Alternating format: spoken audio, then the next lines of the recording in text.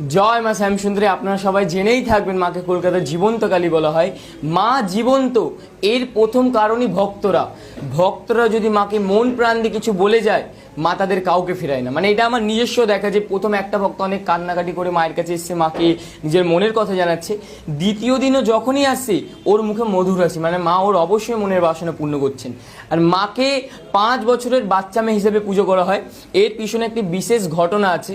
মায়ের পুরোহিত মহলের পুণ্যলগ্নে মায়ের জন্য বাজার করতে গেছিলেন। এবার বাজার করতে গিয়ে দেখেন একটা ছোট্ট 5 বছরের বাচ্চা মেয়ে পুরো মা কালীর মতন সেজে সবার কাছে ভিক্ষা চাইছে। সবার কাছে ভিক্ষা চাইতে ঠিক আমাদের যে পুরোহিত বাজার করছিলেন তার কাছেও ভিক্ষা চাই। পুরোহিত তখন তাকে ধাক্কা মেরে ফেলে দেন, ফেলে দিয়ে বলে যা কাজ করিয়ে খা। বাচ্চা মেয়েটিও তখন গা ঝাড়া দিয়ে বলে আমি যদি কাজই পেতাম তো তোর কাছে ভিক্ষা চাইতে আসতাম। এই বলে বাচ্চা মেয়েটিও চলে যায়, আমাদের পুরোহিতও চলে যায়। মা শ্যামসুন্দরীর প্রতিটি অমাবস্যা অন্ধকারে।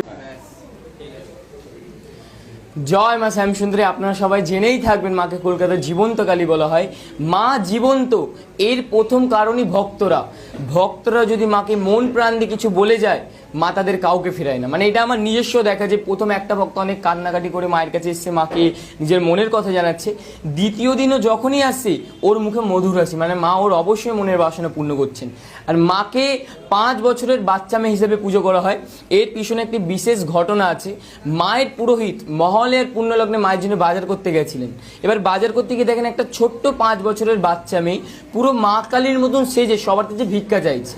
সবার কাছে ভিক্ষা চাইতে ঠিক আমাদের যে পুরোহিত বাজার করছিলেন তার কাছেও ভিক্ষা চাই। পুরোহিত তখন তাকে ধাক্কা মেরে ফেলে দেন, ফেলে দিয়ে বলে যা কাজ করিয়ে খা। বাচ্চা মেয়েটিও তখন গা ঝাড়া দিয়ে বলে আমি যদি কাজই পেতাম তো তোর কাছে ভিক্ষা চাইতে আসতাম। এই বলে বাচ্চা মেয়েটিও চলে যায়, আমাদের পুরোহিতও চলে যায়।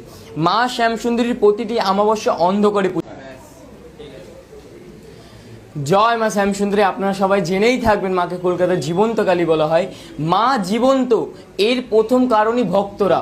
ভক্তরা যদি মাকে মন প্রাণ দিয়ে কিছু বলে যায়, মা তাদের কাউকে ফেরায় না। মানে এটা আমার নিজস্ব দেখা, যে প্রথম একটা ভক্ত অনেক কান্নাকাটি করে মায়ের কাছে এসছে, মাকে নিজের মনের কথা জানাচ্ছে। দ্বিতীয় দিনও যখনই আসছে ওর মুখে মধুর হাসি, মানে মা ওর অবশ্যই মনের বাসনা পূর্ণ করছেন। আর মাকে 5 বছরের বাচ্চা মেয়ে হিসেবে পুজো করা হয়। এর পিছনে একটি বিশেষ ঘটনা আছে। মায়ের পুরোহিত মহলের পুণ্যলগ্নে মায়ের জন্য বাজার করতে গেছিলেন। এবার বাজার করতে গিয়ে দেখেন একটা ছোট্ট 5 বছরের বাচ্চা মেয়ে পুরো মা কালীর মতন সেজে সবার কাছে ভিক্ষা চাইছে। সবার কাছে ভিক্ষা চাইতে ঠিক আমাদের যে পুরোহিত বাজার করছিলেন তার কাছেও ভিক্ষা চাই। পুরোহিত তখন তাকে ধাক্কা মেরে ফেলে দেন, ফেলে দিয়ে বলে যা কাজ করিয়ে খা। বাচ্চা মেয়েটিও তখন গা ঝাড়া দিয়ে বলে আমি যদি কাজই পেতাম তো তোর কাছে ভিক্ষা চাইতে আসতাম। এই বলে বাচ্চা মেয়েটিও চলে যায়, আমাদের পুরোহিতও চলে যায়। মা শ্যামসুন্দরীর প্রতিটি অমাবস্যা অন্ধকারে। জয় মা শ্যামসুন্দরী। আপনারা সবাই জেনেই থাকবেন মাকে কলকাতার জীবন্ত কালী বলা হয়।